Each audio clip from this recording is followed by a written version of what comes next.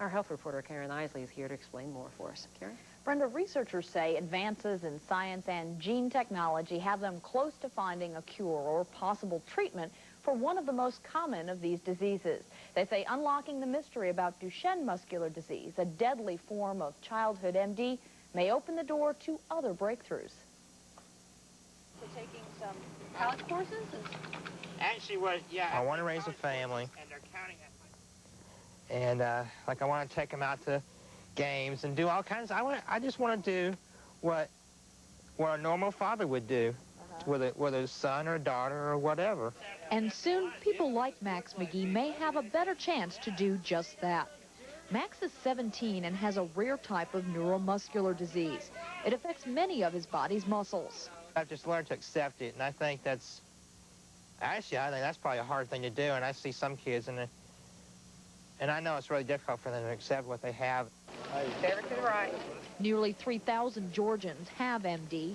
Neuromuscular disease causes muscles throughout the body to weaken, shrink, and eventually die. Muscular diseases can strike anyone, any family. The diseases are genetic, and that's where most of the research is being focused. The Muscular Dystrophy Association funds some 400 research projects by top scientists around the world.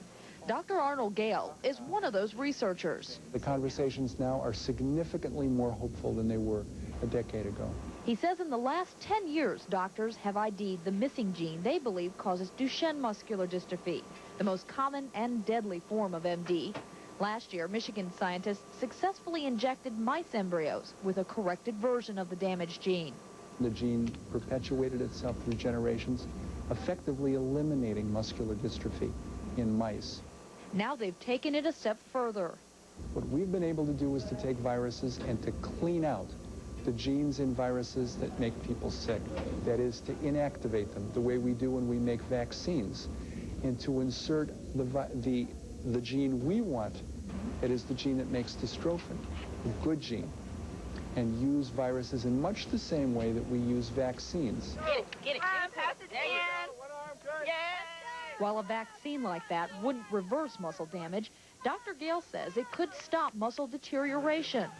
And for kids like Max, it's hope they never had before. I want to be in accounting for some kind of company. I really do not know what company yet I have in mind. I was thinking about working for maybe the IRS. Dr. Gale says the vaccine to treat Duchenne muscular dystrophy may be as close as 5 years away from clinical trials, that is, testing on people. In the meantime, many people like Clyde Appling lead independent, productive lives despite their neuromuscular disease. I'll show you how they do it tomorrow at 5 in my Eye on Health special report. You know, after seeing those telethons for all these years, it really is nice to see some encouraging news. Yeah. Thanks. Well, much of the money paying for the kind of research Karen just showed us does